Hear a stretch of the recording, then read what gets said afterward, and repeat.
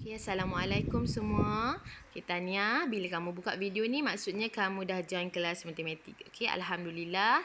Okay, so hari ini kita akan continue our lesson. Okay, dengan new subtopic. Okay, hari ni kita nak tengok how to find the volume of 3D shape. Okay, so sebelum tu cikgu nak ulang sedikit apa yang kamu dah belajar dalam topik ni. Okay, so yang pertama kita nak tengok 3D shape. Okay, ada berapa 3D shape? Kita ada prism, piramid, cylinder, cone and sphere. So apa yang kamu kena tahu first adalah to compare and contrast dan to compare untuk every 3D shape tu dari segi dia punya apa nama tu, berapa vertis dia, berapa apa dia punya flat base dia, berapa dia punya edge dia, okay, sisi berapa, kemudian bucu berapa, flat base dia berapa, curve base dia berapa. Okay, so yang tu kamu kena tahulah untuk every 3D shape. Alright. Okay, yang kedua adalah kita nak tengok dia punya net, okay, bukaan untuk every 3D shape. So you have to know how to draw the net of 3D shape for every 3D shape. Kemudian yang ketiga adalah okay, surface area. Okay, surface area ni kamu dah buat, so kamu dah faham. Tengok-tengok ada yang dah boleh jawab dengan baik. Okay, so untuk surface area kita kena kira, calculate for every shape. Okay, dalam 3D shape tu. Contoh kalau untuk prism ada macam-macam bentuk kan. Jadi kita tengoklah kalau untuk gambar rajah ini kita ada triangle dengan rectangle. So kamu kena cari area of triangle and then area of rectangle. Okay, untuk ada berapa ni? 1, 2, 3. Okay, ada 3 rectangle. Okay, cari luas 3 rectangle and then totalkan, kemudian tambah dengan area of triangle yang 2 tu. Okay, and then totalkan semua sekali, dapatlah area of prism tu. Okay, macam tu juga dengan piramid. Okay, piramid kita tahu kita ada tapak yang berbentuk square and dia punya dinding bentuk triangle. Kan? Jadi tambahlah ke 5 luas surface ini. Okay. Okay, and then untuk silinder, tapak dia adalah bentuk circle. So area of circle adalah pi r square. Okay, tapi sebab dia ada 2, so kita darab 2. Dapatlah 2 pi r square. And 2 pi r h ni adalah dia punya lengkung. Okay, area of curve base untuk silinder. Okay, begitu juga dengan cone dan juga sphere. Okay, ni kamu dah buat lah semua. So now today kita nak tengok volume. Okay, volume isi padu untuk 3D shape. Okay, so untuk volume lagi mudah lah. Okay, kita cari the area of cross section and then darab dengan height dia. Okay, so cross section ni apa? Cross section ni dia punya nilai tapak dia ni. Kita panggil sebagai bentuk asas dia tu. Okay, tapak dia lah bentuk segitiga tu, kemudian kita darab sahaja dengan tinggi dia. Tinggi dia yang ni lah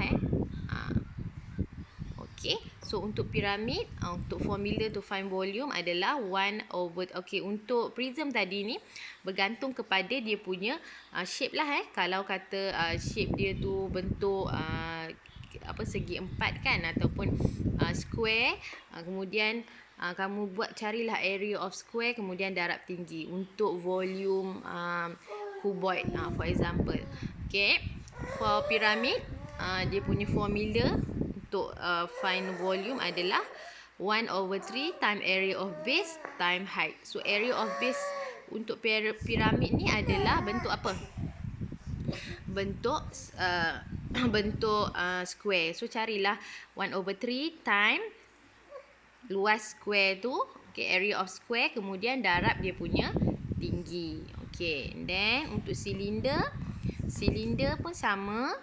Luas tapak dia adalah berbentuk tapak dia adalah berbentuk circle. Okay, so area of circle adalah pi r square. Kemudian darab saja tinggi dia. Tinggi dia h lah. Okay, tinggi h. Okay, yang ini pi r square. Okay, and then untuk cone, formula dia adalah 1 over 3 pi r square h. Okay, kita tambah 1 over 3 kat depan ni. Okay, kemudian sphere, dia punya volume 4 over 3 pi r cube. Okey, so kalau kamu ingat formula ini, boleh jawab lah. Okey, untuk volume. So kita tengok dulu soalan dia. Okey, so yang ini semua untuk page 111.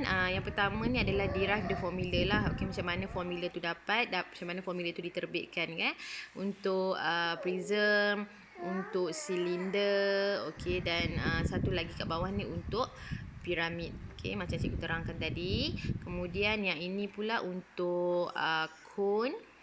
Okey, yang ni untuk volume of cone. Okey, so kita tengok contoh. Okay, how to calculate the volume untuk 3D shape ni. Okey. Okay, alright. So tengok yang pertama, calculate the volume of prism. Okey, tengok example 7 tu. Okey, calculate the volume of the prism shown. Okey, so yang macam cikgu cakap tadi, kita cari area of cross section area tu. Okey, yang iaitu yang inilah cross section area. Okey, cari luas segitiga tu. So awak dapat 1/2 times 8 darab tapak darab tinggi. Tinggi dia adalah 3. Okey, dapat daripada teorem Pythagoras. Okey. Sebab yang kat tepi tu bukan tinggi ya, yang tu adalah sending dia 5 tu. Okey, so dapat jawapan, kemudian darab sahaja dia punya tinggi tadi, height 12. Alright. Okey. Seterusnya example 8. Okay, example 8, calculate the volume of the cylinder. Okay, sama juga. Okay, dia punya formula ada tadi, pi r square times h. Okay, cari dia punya luas tapak ni dulu. Pi r square h. So, r dia adalah half of the diameter, iaitu 7, you divide by 2. So, dapat 3.5, kemudian times 12. Okay, times dia punya height. Okay, dapat jawapan. Okay, kemudian untuk example 9, itu nak calculate the volume of cone. Masukkan nilai sahaja dalam formula tersebut. Okay, so akan dapat jawapan lah. Okay, dan juga piramid pun sama. Okay, volume of sphere adalah 4/3 times pi r cube.